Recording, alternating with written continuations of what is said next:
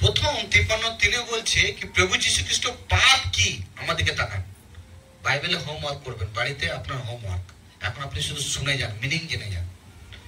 পাপ কাকে বলে, পাপটা কি, প্রভু যীশু খ্রিস্ট জানতেন না। আমরা ওই জায়গায় যাচ্ছি এখন, ওই জায়গায় আমরা শিখতে। প্রভু যে সাবজেক্ট আছে তার আগে কিন্তু আপনাকে এই বিষয়টা বুঝতে হবে। তার লাহারে নোয়া বেড়াই তমা চেদা প্রভু সনাত কমনীয়, আপনাকে এটাকে আগে শুনতে হবে। প্রভু যীশু খ্রিস্ট পাপ কি তার সম্বন্ধে কিন্তু প্রভু জানতেন না। পাপ কি তিনি জানতেন, কারণ উনি তো কোনোদিন করেননি। উনি জানবেন কি করে, উনি কোনোদিন পাপ করেননি। তাহলে পাপ কি তা তিনি জানতেন না, তার কোনো পরিচয় ছিল না পাপের সঙ্গে। কিন্তু মানুষরা যখন প্রভু যীশু খ্রিস্টকে এক রাজার কাছ থেকে অন্য রাজায় নিয়ে যাওয়া হচ্ছিল, তার সঙ্গে এমন ব্যবহার করছিল মানুষরা যে প্রভু যীশু যে কত পাপ করেছে। মানুষ তার সঙ্গে এমন ব্যবহার করলো যে প্রভু কত পাপ করেছে, অথচ পাপ কি প্রভু সেটা তার সম্বন্ধে কিন্তু তিনি জানতেনই না। 3 তারপর 4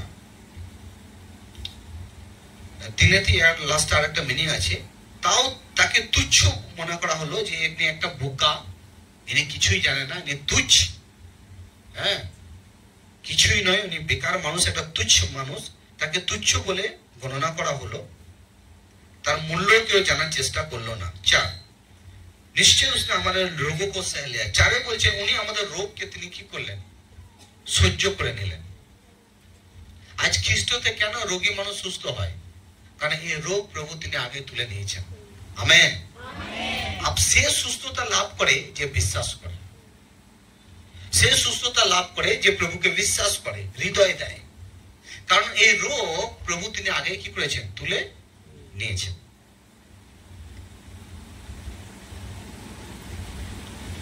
हमारे दुखों को उठा लिया, तेरे दुखों के তিনি তুলে নিয়েছেন। এবার তাকান আমার দিকে। আজ দেখুন, আপনি যখন প্রভুতে আসেননি, যখন আপনি যীশু খ্রিস্টকে জানেননি, এর আগেও কিন্তু আপনার কাছে অনেক টেনশন ছিল, অনেক চিন্তিত ছিলেন আপনার জীবন নিয়ে, রোগ নিয়ে, সুস্থতা নিয়ে, পরিবার নিয়ে, আপনি অনেক টেনশনে ছিলেন। কিন্তু এখনো টেনশন আছে, কিন্তু প্রভুতে আপনি আছেন বলে সেই টেনশন আপনার মধ্যে অ্যাক্টিভ নেই। আরে দেখে নেবো টেনশনকে। Hello, hallelujah. দেখে নেবো টেনশনকে। কেন না, আপনার হৃদয়ে এখন আপনার বাপ আছে। আমেন। আপনার আগে বেশি টেনশন এই জন্য মনে হতো কারণ আপনি উদ্ধারকর্তা সেই বাবাকে আপনি জানতেন না, আপনার হৃদয়ে আপনি জায়গা দেননি, আপনি আগে একা ছিলেন। কিন্তু এখন যখন আপনি প্রভুকে জেনে গেছেন, আপনার মাথায় অনেক চিন্তা আছে, কিন্তু তাহলে মনে হয় যত বড়ই থাক না কেন ও সব কি হয়ে যাবে, ডিলেট হয়ে যাবে, শেষ হয়ে যাবে। একটা আশ আছে, একটা ভরসা আছে, বুঝতে পারছি। এখন আমাদের কি করেছেন প্রভু, চিন্তা ফ্রি, মাইন্ড ফ্রি।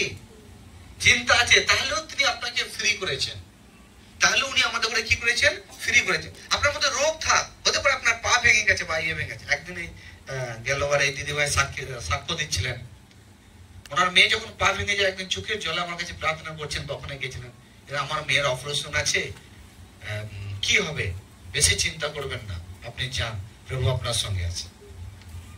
আর এসে কি সাক্ষ্য দিচ্ছেন কি আমার মেয়ে 53টা সিঁড়ি উঠেছে আর 53 সিঁড়ি নেমেছে। Impossible is possible. এই অলৌকিক চমৎকার এটা প্রভুতেই সম্ভব। আমেন। প্রভুতেই সম্ভব। ঈশ্বর পারেন, কারণ ঈশ্বর ওনার বিশ্বাসকে, ওনার ধার্মিকতাকে দৃষ্টি করেছেন, ওনার চোখে জলকে দৃষ্টি করেছেন, ওনার ইমানদারকে দৃষ্টি করেছেন ঈশ্বর। তার পরিবর্তে ঈশ্বর তার মেয়ের জীবনে ব্লেসিং কে তিনি প্রকাশ করেছেন। তো ঈশ্বর আমাদের দুঃখকে তিনি কি করেছেন, তুলে নিয়েছেন, আমাদের রোগকেও তিনি তুলে নিয়েছেন, আমাদের চিন্তাও তিনি নিয়ে নিয়েছেন। এই জন্য আর চিন্তা থাকার পরও প্রভুতে মনে হয় আমার কাছে আর কোনো চিন্তা নেই, অথচ হাজারো চিন্তা, ছেলের চিন্তা, খাবার চিন্তা, জীবিকার চিন্তা, পোশাকের চিন্তা, বাড়ি ঘরের চিন্তা, মাটির চিন্তা, অনেক রকমের চিন্তা আছে। কিন্তু তাহলেও সেই চিন্তা আমাদের লাইফে অ্যাক্টিভ হতে দিচ্ছে না, বা আমরা তার মধ্যে অ্যাক্টিভ নই, কারণ প্রভু আমাদের জীবনে তিনি আছেন। বুঝতে পারছি? আমেন।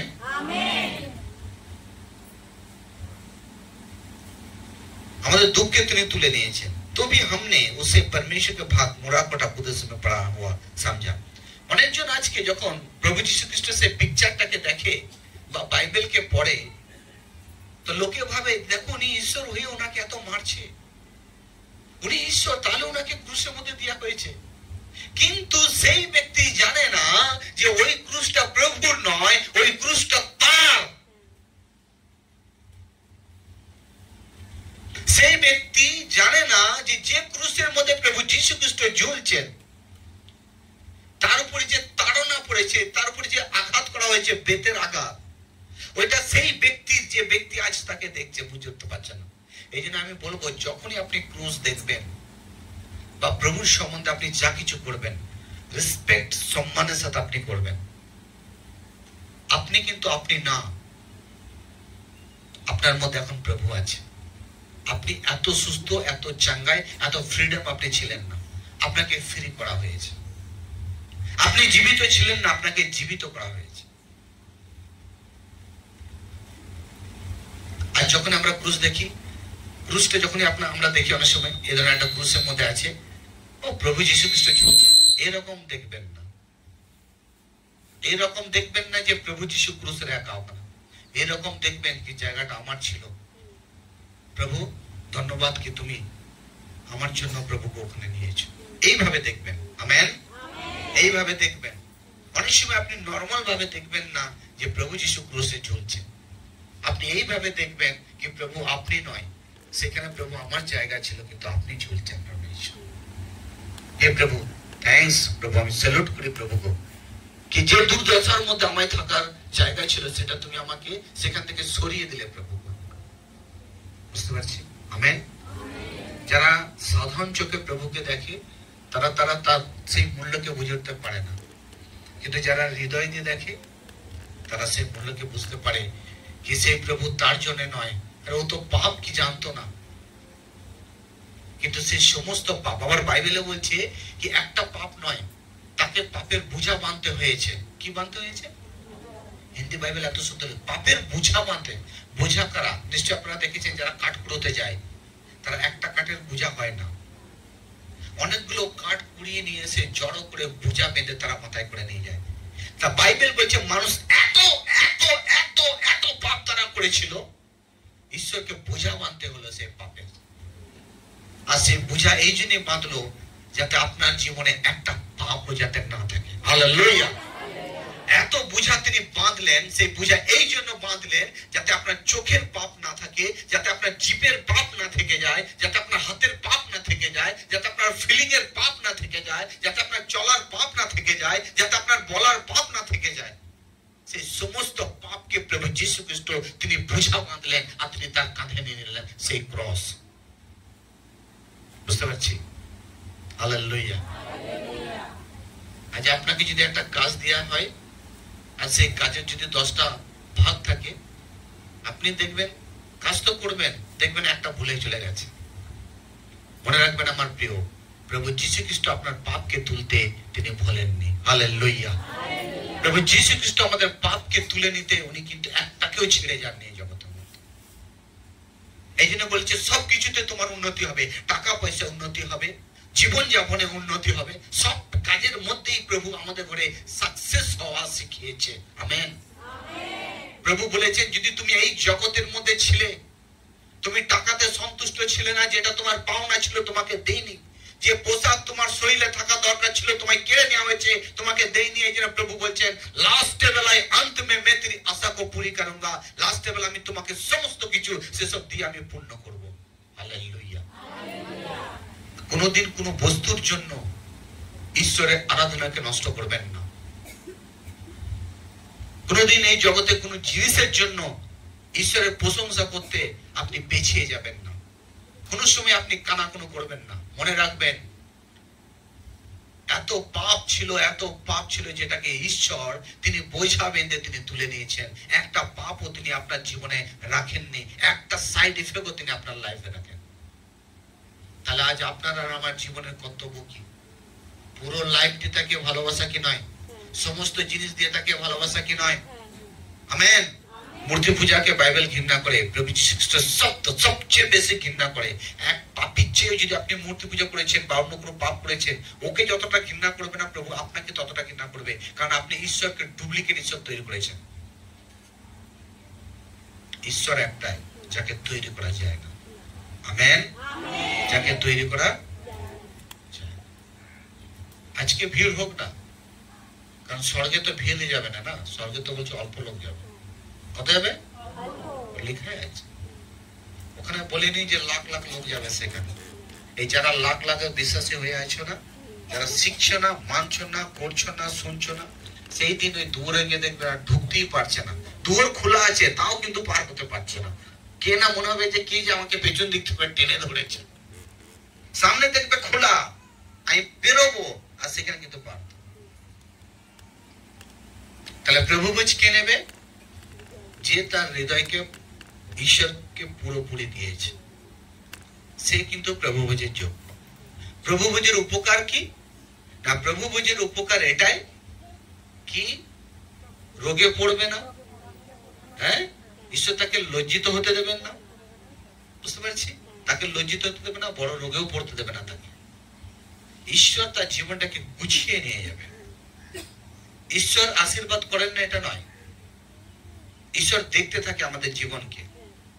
মানে তার সময়ে, সঠিক সময়ে। অনেক সময় আমরা মনে ভাবি, দেখুন না, অনেক সময় আমরা পাপ করার পরও মনে হয় ও আই এম রাইট পারসন, আমি ভালো, আমি কোনো কিছু করিনি।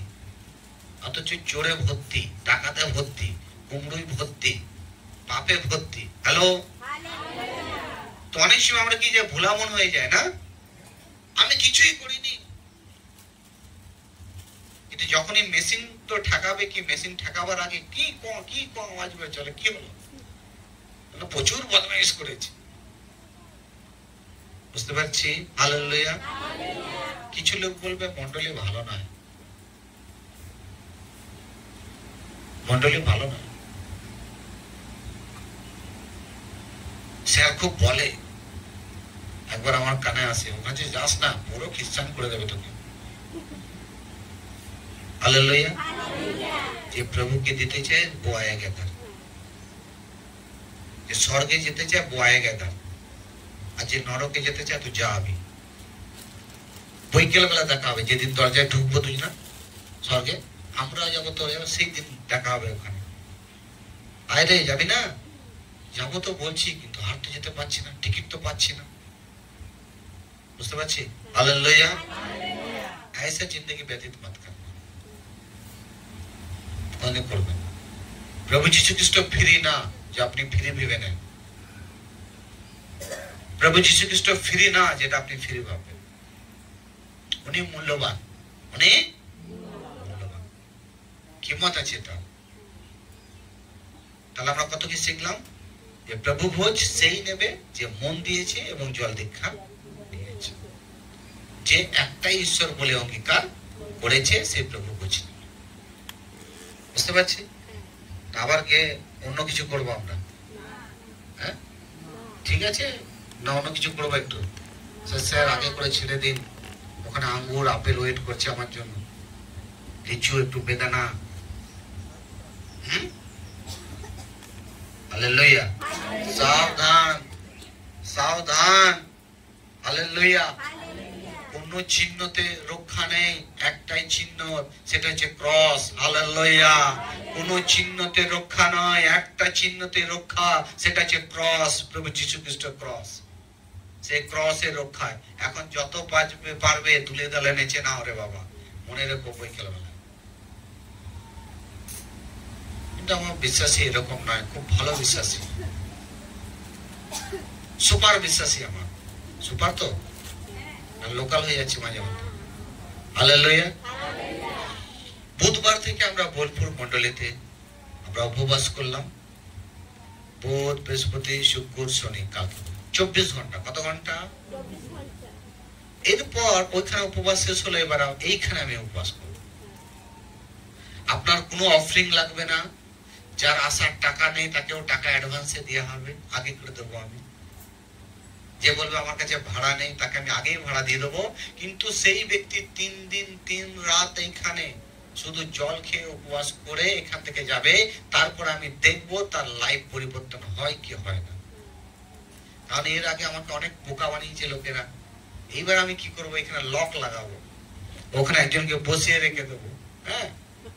আর ভাবছি এটা উপবাসটা ওই নতুন করে করবো, কারণ গেটটা আমার বড় আছে, কেউ তাহলে পালাতে পারবে না। আর পাঁচি দিয়ে লাভ মারলেও ওদিকে তো পা ভেঙে যাবে। তো এই জন্য আমি ভাবছি আমি দেখি এই পরিবর্তন হতা है नहीं होता। এখনো পর্যন্ত যাদের 4 দিন 3 দিন কমপ্লিট হয়নি, আজও পর্যন্ত মন্ডলীতে এখনো পর্যন্ত কাঁদছে। চার্চ শেষ করবো, ভিডিও কল করবো, দেখবো কে কে আছে কে কে নেই। যাদের কমপ্লিট হয়নি, কারো আজকে কমপ্লিট হবে, কারো সোমবারে কমপ্লিট হবে। যে লেটে এসেছে ভেবেছে আমি তো লেটে যাব, একদিন করে আমি পালিয়ে যাবো, আর জানে না যে স্যার এখানে জাল পেতে রেখে দিয়েছে। আর বলছে আমার এই যন্ত্রণা ভালো হচ্ছে না, ওই যন্ত্রণা কি করে ভালো হয় না আমি দেখবো আমি কি করে তোমার মধ্যে পরিবর্তন আসে কিনা আসে। ছুরি ঘুষবো ধার হবে না, না হ্যাঁ, ছুরি ঘুষবো ধার হবে না।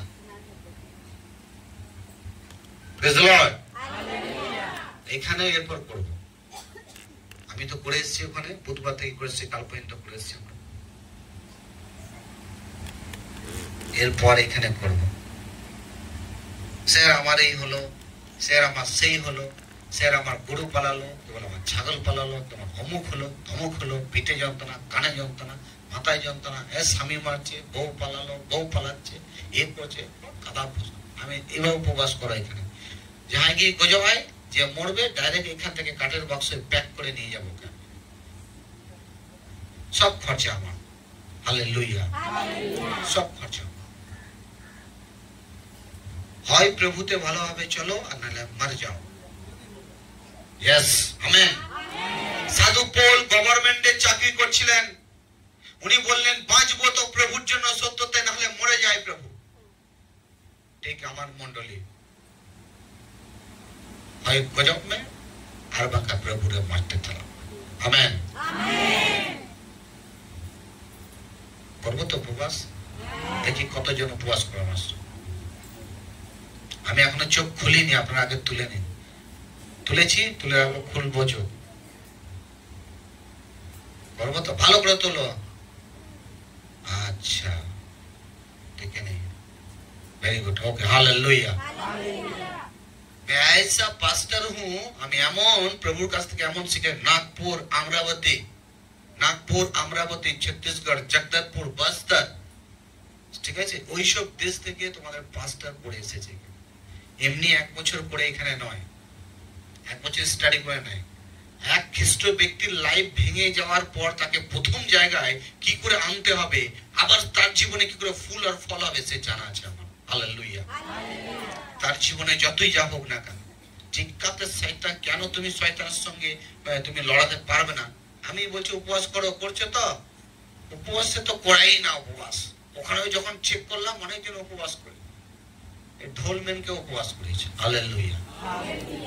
প্রথম দিনই কাঁদবো হয়ে গেছে, ছেড়ে দেয়, মরে গেল। তুই মরে যায় এখান থেকে, প্যাক করে তোকে পুঁতবো। ও করেছে হয়তো লাইফে এতদিন ফাস্টিং করে, আর শিখেছে, এখন ও জিতেছে। আমেন। আগে জিতবে। বাইবেলে বলছে উপবাস না করলে খ্রিস্টীয় জীবনে শক্তভাবে দাঁড়িয়ে থাকা মুশকিল হয়। শুনে নিন এটা, উপবাস না করলে না খ্রিস্টীয় লাইফে দাঁড়িয়ে থাকা অনেক মুশকিল হয়, অনেক সমস্যা আছে। কারণ শয়তান দেখতে পাওয়া যায় না যে আপনি কে তার কানটা মুলে দেবেন। শয়তান দেখতে পাওয়া যায় না যে মুগুর নিয়ে গিয়ে একবার কুটুম করে দেবেন। শয়তান দেখতে পাওয়া যায় না যে গিয়ে আপনি তার পা দুটো ভেঙে দেবেন। শয়তান দেখতে পাওয়া যায় না যে আপনি গিয়ে তার হাত দুটো মুচড়ে ভেঙে দেবেন। কিন্তু যখন আপনি আত্মাতে উপবাসে যখন আপনি তৈরি হবেন, তখন কিন্তু আর একটা চোখ দিয়ে আপনি শয়তানকে দেখতে পাবেন যে সে কিভাবে আপনার জীবনকে বরবাদ করছে। বুঝতে পারছি? হালেলুয়া। আর 3 দাবি যতক্ষণ তুমি উপবাস করবে না, তুমি এই চোখ দিয়ে শুধু উপরটাই দেখবে, আম গাছ, তেঁতুল গাছ, এই রসগোল্লা, এই সিঙ্গাড়া, চপ ভাজাবে, শুধু এগুলোই দেখবে, তুমি শয়তানকে দেখতে পাবে। বুঝতে পারছি? হ্যাঁ, উপবাস না করা পর্যন্ত কি দেখবে? শুধু শুধু এগুলোই ভাসবে তোমার, শুধু ওই আম গাছ, তেঁতুল গাছ, এ গাছ, এ অমুক, এ তমুক, কিন্তু শয়তান তার মাঝখানে যে ঘুরে বেড়াচ্ছে তোমাকে মারার জন্য, তোমাকে ফাঁসাবার জন্য, সেগুলো তুমি কোনোদিনই বুঝে উঠতে পারবে। এই জন্য উপবাস অনেক দরকার। উপবাস পেশে দেখি তোমার লাইফে পরিবর্তন আসে কি আসে না। बहुकुड़ी को और जवाई को और बुढ़ी को और हाड़ाम को सनाम को ऊपर सुई तपे बॉयका पे गुजोहा नोड़ा को के एकदम बाग से पूरा पैक कताई तो बाटो का पे। आमेन।